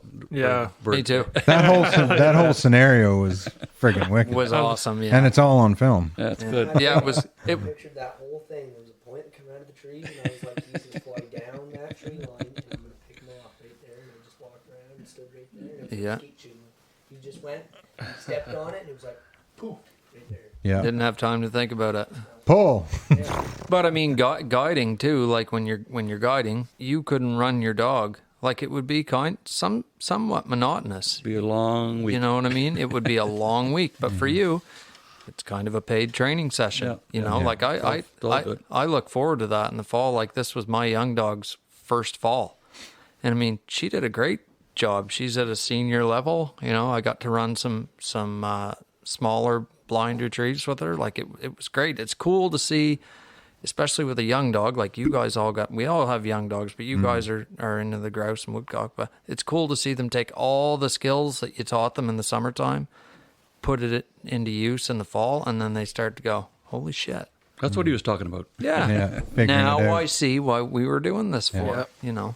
Yeah, it's just a lot of fun to watch a dog progress and learn, and I just love that. I can't wait. I'll never forget this fall just watching him go from trotting through the woods as a puppy, real young, just like, oh geez, what was that? And then it's like, that was neat. And then to completely eye and losing his mind over finding a bird and chasing it, and then this summer with the training, next fall will be a little bit more.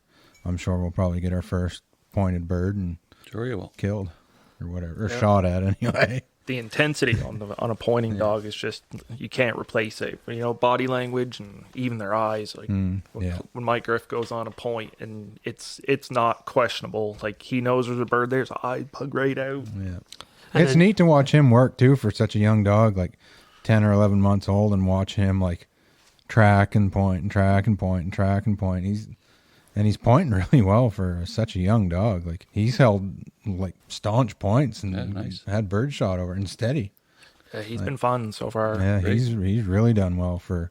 It's nice when they have that natural ability. Yeah, Oh, yeah. between Nice, 9 nice. months and 11 months he is. Yeah. Yeah. He's got a nice pace too. Like, he's methodical. You know, he's not running them over and stuff. Like, he's a great grouse dog, really. That's probably why he's done so well, is because he doesn't run Yeah. fast and. You couldn't Yeah, ask for a better grouse dog, really. And then you get the perfect shot. You take the shot, you miss. I've never Then the missed. dog turns and looks I at don't- you. I don't Are know you what you're kidding talking me? about, You Dave. missed that? What are you talking about? The In last reference two to hunts, what? yeah. What's this miss thing he talks about? I don't know. Yeah. Oh, you redeemed yourself pretty good on that third point of the day there. I'm happy I did, because Yeah. I would have had a hard time living that up. I never had a shot. Andrew didn't have a shot, and Yeah. you came through big. Yeah. Well, that's good. How many shots did you fire? On that one, Mm-hmm. that was just a one shot. One shot. Okay. Yeah. There was a couple shots before mine, then I took a shot. Okay, there. I Yeah. wasn't sure who shot Yeah. what. Yeah. I was just trying to justify a semi-auto. I thought you shot 3 times. No, just the one. Ammunition's hard to come by nowadays, and I know, costs a right? fortune. So I try to hold myself back a little bit there, keep Yeah. it to one shot, Yeah. Yeah. Exactly. being conservative. Just like to shoot bullets. Yeah. No, I just enjoy watching the dogs work and getting good points, and Yeah, I had a lot of fun today. Yeah. Your pointers were awesome to watch. Well, Very thanks, motivating. Good, Yeah. good shooting today, boys. That's all I can Yeah. say. Thank Thanks you. for having me. Yeah. Well, it was cool. I agree with you. Nice to watch. Anybody's like for me to go out with you guys that weekend and see all your dogs do their thing, and just, different ages and stuff, and then to see your dogs do their thing, like, and me not be the one running them was fun. Yeah. Yeah. It gives you something to strive for, definitely, because you think, well, yeah, it's obviously possible to have a dog that can point a grouse, and, on a regular basis. From a long ways away. Yeah, too. and on a regular basis, because, look, say, I don't know, well, we might have had one wild flush, but, everyone was pretty much pointed. Yeah. Yeah. Yeah. I had a long talk with him this morning before we left McAdam. Yeah. Girls, it's time to perform. Yeah. Yeah, But no, we're I good. mean, there's We'll there's put a certainly show no on here. expectations. I was here, happy that's with for him. sure. You get to a point when training your dogs, you have to ask yourself the question: is this dog going to screw me, or is this dog trying to do the right thing? Right. And you figure it out after a while. If the dog's trying to do the right thing, and obviously dogs are going to make mistakes, and you can't control what birds are going to Yeah. do. But as long as you are convinced that that dog is not trying to screw you and is doing the right thing, then you got to be happy with your dog. Yeah. And that's the thing. It doesn't matter what dog it is. You're going to have birds get bumped because, they're not going to be working into the wind every They're only dogs and they're only birds, and Yeah. anything can happen with wild birds. But we only had a couple wild flushes or bumps out of how many points? Like, Yeah, we had some good dog work yeah. today. How can you? Like, that was really good in my book. It doesn't get better.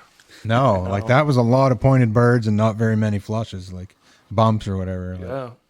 that was a solid day compared to what I've seen this fall.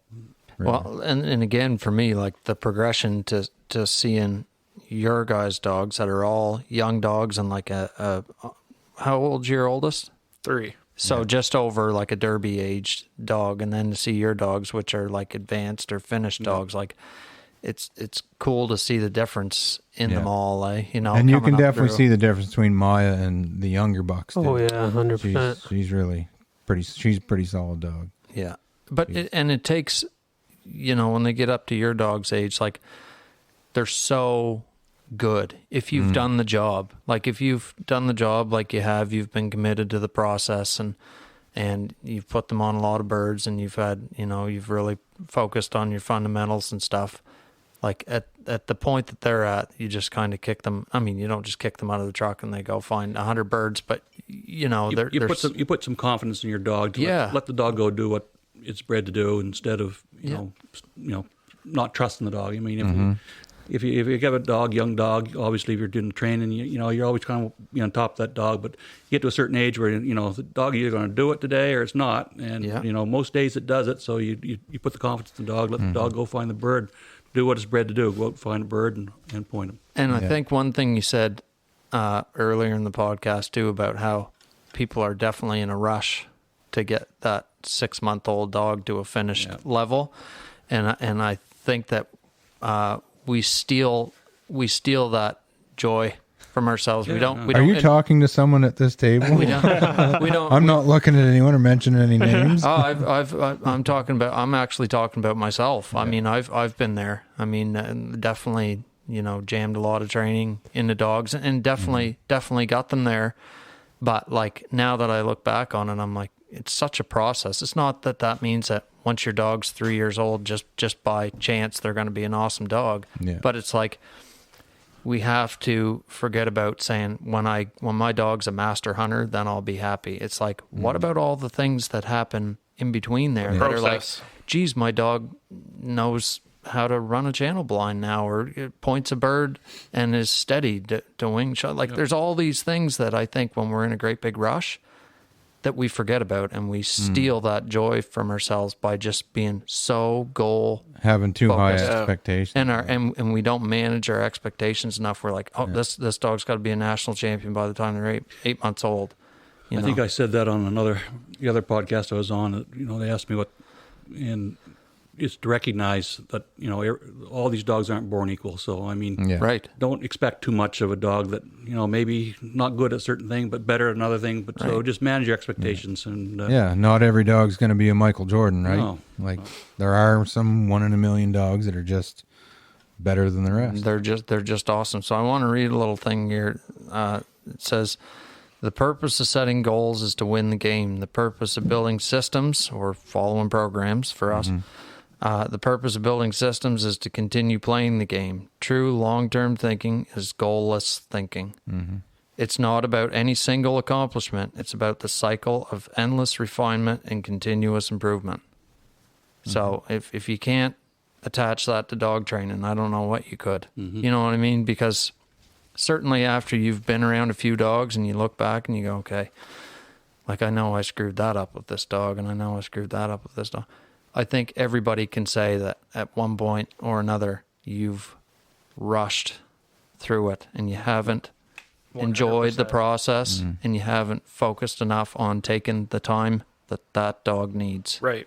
Yeah, definitely. And it's hard to not go with that kind of mentality, isn't it? I mean, It's hard because how do you know? I mean, Well, for you, you're a first-time pointer dog owner, and you just watch videos and you see all these dogs that are awesome. and you see all these 6-month-old dogs pointing Right. like crazy, and you're like, well, Exactly. I'm going to be that. I want that dog that's going to be That's pointing gonna be 6 months me. old. Yeah. Yeah, that's going to be And- me and my dog. And everyone's perfectionist, right? I mean, in their own ways. And I mean, I know I'm guilty 100% of that stuff. Like, I mean, with Jessie, for instance, I overtrained her for the first while of her life. Every day I was out in the shop, for 30, 40 minutes every night, like 100%. And she was at the point where she was bored, Yeah, sick of training. Yeah, just I overtrained her, and I didn't really realize until it was at that point, and I had to take a step back and say, well, I guess for the next, it took me the next 3-4 months. I had to be careful when I trained because I couldn't do too much because she would just sit there and yawn and just we kind of talked about half-heartedly. that, didn't we? Yeah. Like, just And I just put had the to make brakes on a I little. had to make it fun, and then so we started doing a lot of fun bumpers as opposed to actual training, And with Ember, I said, I'm not gonna do that, and I don't go out and train every night with her, like, I just, but I mean, with the birds, I mean, I hit her hard for a while. I mean, I probably put her on 300-400 birds, you know what I mean? Like, as far as pigeons go and Pigeons, stuff. not wild birds. Yeah, pigeons, yeah. I mean, wild birds, we probably, I don't know. I bet you I had her on probably 150 contacts on wild birds, though. But pigeons, I did a lot of work. Big thing about your training sessions, too, is I tell a lot of people, you get in the habit, you take a bunch of pigeons, you go out and you put your traps out and you turn the dog loose. And then you get thinking about halfway through the session, what is it I'm trying to accomplish here with this session? Yeah. Well, before you turn that dog loose, what am I trying to do here? Should I have this dog on check cord? Am I trying to steady this dog up, or am I still letting her chase? Or what do you want this dog to do? So have a good picture in your mind. What it is you're trying to accomplish at that one training session? Yeah. And that usually that one training session is all you're going to need for that day. You're going to accomplish what you try to do instead of the dog points. And a lot of guys come out training with me, and they'll turn their dog loose, and the dog. I said, "What are you going to do now?" Well, I'll see what the dog does. Well, right. You should have talked about what you want to expect from your dog before you turn that dog loose. So have some defaults. Have an understanding of what you're trying to accomplish, how much pressure you're going to put on your dog. What we're trying to do here in this training session. So go in with a goal instead of just turn a dog loose and hoping it does what it's supposed to do. Yeah. And that's training. You're absolutely right. Yeah. That, I mean, we talked about managing our expectations for our dog, but we also, hold responsibility as a handler to plan our lessons and go, okay, today I'm going to do this. And if we're going out hunting or whatever, today, this is what I'm going to make sure that I do with my dog. So you're switched on. Yeah. Have an understanding what you're trying to accomplish before you go do it. And I say this to people all the time. I'm like, you can go out and run sets of marks and marks and marks and marks and marks. But I'm like, your dog by default is going to go out and do that work. It's everything else that makes a good dog great that you need to work on. And definitely part of that is exactly like you said, being accountable as a handler. We're showing up to the training session. This is what my dog might do on this lesson. This is what I'm going to do if it happens. And you have to have defaults. If my dog, when we flush this bird, if my dog goes to break, I'm going to make a correction on this level. That's what they need, and away you go. But most times people are caught with their thumb in their mouth. They don't know what's going on, right? Yep. They missed an opportunity. Exactly. Or made a mistake. I've been guilty of it. If you're training, you have expectations, not knowing when to take a step back. Yep. Mm-hmm. That's a big strength of mine now. Knowing when to step back if things aren't going as planned. Knowing and actually doing it. Right. Yeah. And they don't a lot of times. Like most times I find when people run into problems, they go harder. We'll just keep going harder, even during a session. Thinking they're like, we'll work this out. And I'm like, and then you get a call. Dig a deeper hole. I think my dog might be gun shy, or I'm not sure what I did there. I'm pretty sure I made a big mistake today, or I've been doing this for a while. And I'm like, you probably did. And dogs are pretty rubbery. If you have a good one, they'll definitely bounce back, and God love them. They can bounce back from your mistakes. But man, it's certainly, if you don't know what you're doing, try not to make the mistake. Try not to make the mistake, and number one is being prepared, and then the other thing is stay in touch with people that know. Right. Hey, here's a guy that's trained this many dogs and won lots of field trials. Well, those things don't happen by chance. Mm-hmm. When you train pointers, for how long have you trained pointers now? Professionally 10 years, but I've had dogs since 1985. Okay, Holy cow. so 1985. So that's 36 years. You'd have to know. Your eyes would have to be closed and ears would have to be plugged, not to learn a thing or two. Something's retained, I hope. Something has been retained. So for you, being a pointer trainer, like a professional trainer, did you ever follow a system or a program, or is this everything you teach is just stuff that you've picked up over the years? I think you were out of the room there that kind of follow the Smith method, Ronnie Smith, Rick Smith, and another old book called Paul Long. So it's it's you do your bow training, and I use a belly band, but instead of getting in a lot of technicalism, basically it's the silent method, they call it, and to get dogs to steady up through that method. And other than that is a lot of exposure to wild game. If you have one wild bird dog, because there definitely seems to be a lot of different ways to there do is it. In there is dog yeah, world. yeah, there is. I mean, I think there is more ways to skin a cat. I just got into a comfort level with using a belly band, which is simply an electric collar around the flank to steady a dog up. And you started with a program with a woe post and that sort of thing. And a lot of pigeons. I use homing pigeons, so you get a lot of you do your dirty work with the pigeons and transfer that to the field and with wild birds. Yeah, like for me, for pointing, I have perfect start, perfect finished. Yep. I follow that. Hands or John Ham? John Ham. Yeah, I think that's what his name is. Yeah. And I mean, that's what I've followed now with Jace. I didn't know what the hell I was doing. I mean, but with Boog, that's what I'll be, the program I'll follow and just. Yeah. I mean, there's more than one way to skin a cat, but it's kind of important to pick a method and work with that. Yep. And just stick to it. And that's the same with retriever training. I got a program there that I just follow. It's pretty basic and simple. And make it work.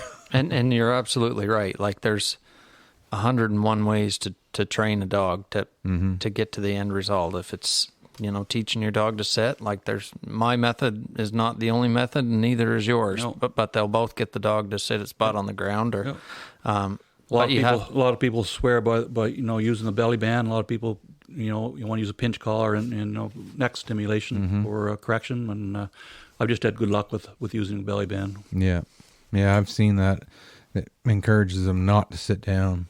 Well, and I mean, there's a theory behind it that the dog's not associating that stimulation with that bird that's in front of them. That's something behind them that's making them stop, as opposed to something in front of them that they should be afraid of, which you don't want that. So if you introduce that belly band to them.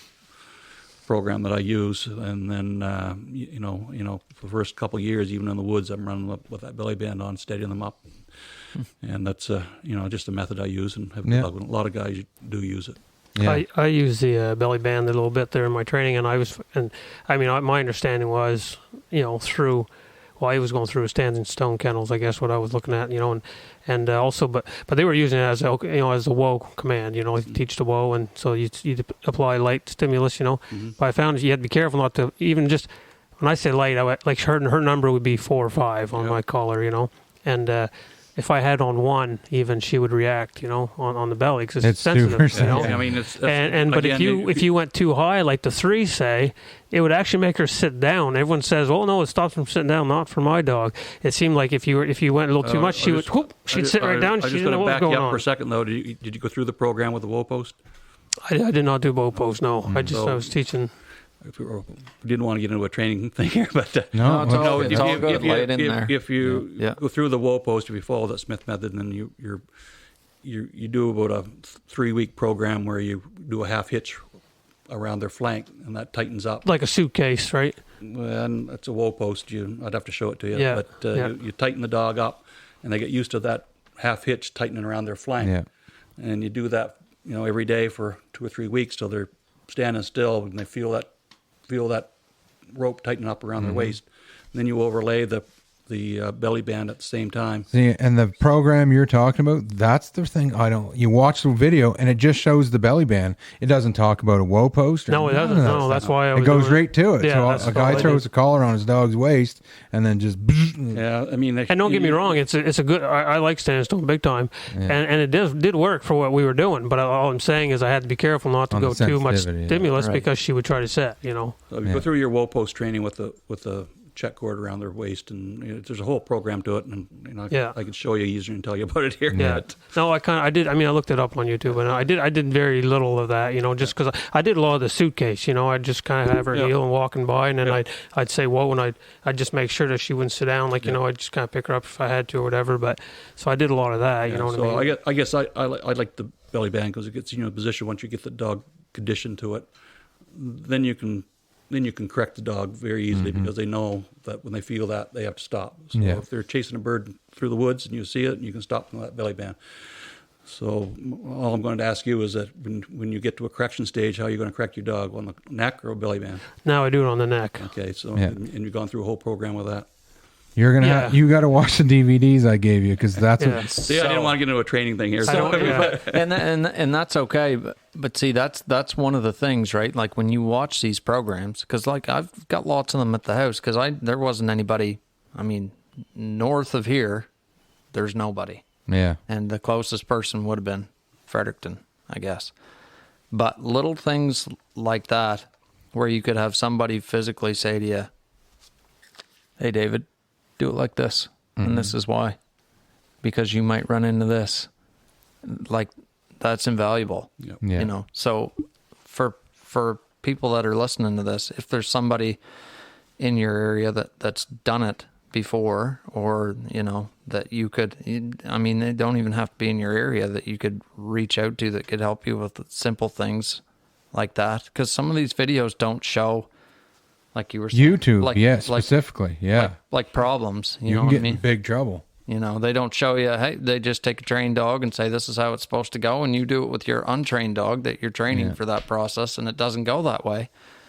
And then you're like, oh, shit. It's What like do I do? watching, What do I do now? go on YouTube and watch force fetch videos. They don't even show hold. Yeah. It's a force fetch video. Well, if you don't do your hold work and walking hold and all that, and just try to jump into force fetch, holy shit. That's you're pretty gonna- much how Yeah. I've made my living with dogs. Yeah. They come, they get they do formal obedience, collar conditioning, force fetch, and then you get into early basics, and then that's the end of their time, you know. And I mean, force fetch is one of those things. I hate doing it. Like I never enjoyed doing force fetch, but a necessity. to me, the difference between a force fetch dog and a non-force fetch dog, it's all the difference as far as I'm concerned. As far as retrieving goes, obviously, but Retriever, yeah. but even like I want my setter to force fetch. You know, like I force fetched her a little bit, but I always found going with that hold conditioning, I guess, has always been my first step. Really, like I put my hand in her mouth, Gotta stuff be like hold. that there. But before I do any kind of pinching and anything like that, it's all, you really got to have that positive reinforcement, I guess, with the hold good girl, that kind of thing. So it's a positive because that force fetch, when you think about it, everything we do is all positive training, right, all along. But there's only one negative training that I've come to, and that's force fetch, because you're ear pinching, right? Well, So it's a different. one of the things about force fetch is a lot of times people don't feel like they have to do it. They're like, oh, my dog will pick that up. It's no problem. And I'm like, until they won't. Yeah. And then you're going to get upset with the dog and you're going to say, no, fetch. But that dog's never been formally taught fetch.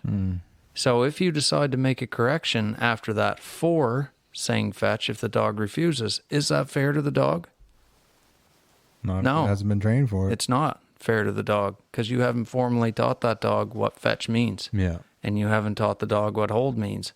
So the whole point and reason that we started that, besides it being the foundation for pressure all the way throughout your program, it's more than just force fetch. It's the foundation for pressure and how to shut it off. And that's a Right. big thing Right, I yeah. find about Yeah, collar true. conditioning. People don't collar condition properly. Man, They put the collar on and just like, come.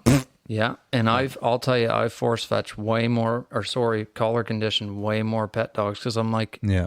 if you have your dog off leash without an e-collar on, it doesn't matter how well trained your dog is. That dog, you've got no way to reinforce your commands. If the dog is still a dog, doesn't matter how much trust you have in the dog. I mean, especially if they're a high flying dog, they're more apt to be like, I'm just going to go check out what that porcupine is over there, and I'll definitely come back, but When I'm just done. not right now. I'll come back when I'm done. Yeah. Yeah. Yeah. So it's, people nowadays, there's a lot more people that are doing it, but force fetch is definitely something in my area of training that I see a huge lack of. Yeah. Junior level dogs run 80 yards, pick up a duck, no problem. Bring it back, get 10, 15 feet away from Spit it their out. owner, spit it out, start playing with it on the ground. Like, is that a problem with the dog not being able to hold the bird? No, because it ran clear out, got it, ran all the way back. That's a training issue. Yeah. you know. And it's not that it has to be a house of horrors. At times, I'm sure that it was, but that it's such a critical process that people seriously overlook and then aren't sure how to do properly. And that's something really that it's one of those parts, and I don't know about with what you're doing, but it's definitely one of the parts that I say to people, like, look, if you're going to seek out a pro for any part of your training, that should be the one. It just shows the value in finding yourself a program, no matter what one it is, and sticking to the program. Because if you don't get that right, yeah, you know, and a lot of people screw that up. But it's such a critical. And you should watch those DVDs I gave you, right from start to finish, from the beginning to the end one. Yeah. You'll find it invaluable in your training this summer. And especially when you're just starting out. Like, I know when I first started training retrievers, like, seriously, there was parts of the program that I was like, that's stupid. What would you do that for? Yeah. And skip it. And then you get down the line and you're like, oh, I guess I didn't. That was there for. Yeah, I guess I didn't put that. I guess I didn't put that brick in the wall. So now I got to go back because I've got a hole in the wall. I got to right? put a window in it. Yeah. Now I've got to tear my wall down, go back, and fix that part. Right? Yeah. I mean, these guys trained hundreds of dogs and made hundreds of field trial champions with these programs that we have right there on DVD. You know, that like every part and piece is a part and piece on the wall. It's just so fun to hunt over a well-trained dog, no matter if it's a retriever, pointer, anything. Just a dog that's had the time put into it. No matter what program it is, just had the time put into it, things done right to just, man, it's just a thing of beauty. And you just enjoy your dog that much more. Like you said, like you went out today, you didn't have a gun. Like, you're not going to go home and start thrashing stuff around the house when you get back going, geez, I never got to shoot today. Yeah. You know what I mean? Like, I've killed enough birds. yeah, it's just not the way it is. Like, I get so much gear out of watching my dogs do their thing in the fall, you know. So much fun. Yeah. And then watching the young ones come up through and figure it out, you know. Oh, that's what it's all about for me. Yeah. Like, that's number one, is watching the dog work. And any type of the waterfowl or upland hunting, I've passed up hunting trips because I couldn't take my dog. Because I legit would rather hunt over my dog here than somewhere else without him. That's the way it is. Well, I got to drive to McAdam tonight, boys. Yeah. Yep. Just gonna say it's getting It was there. a great day, and I really enjoyed your company. I'm glad to come up and see you guys. Yeah, we'll Yeah. have to make it a annual trip. All right. That was a lot It was of a fun. great talk. Certainly nice to meet you in Do you, person. do you It's have fun. any You too. social media you want to plug, or you're guiding, No, or you no, just want no. to keep everything quiet? Any parting words of wisdom or No, any? I just enjoy your dogs, guys, and get out there with them. 100%. Yeah. Awesome. All right. Take care. Yes. Too. Take her easy.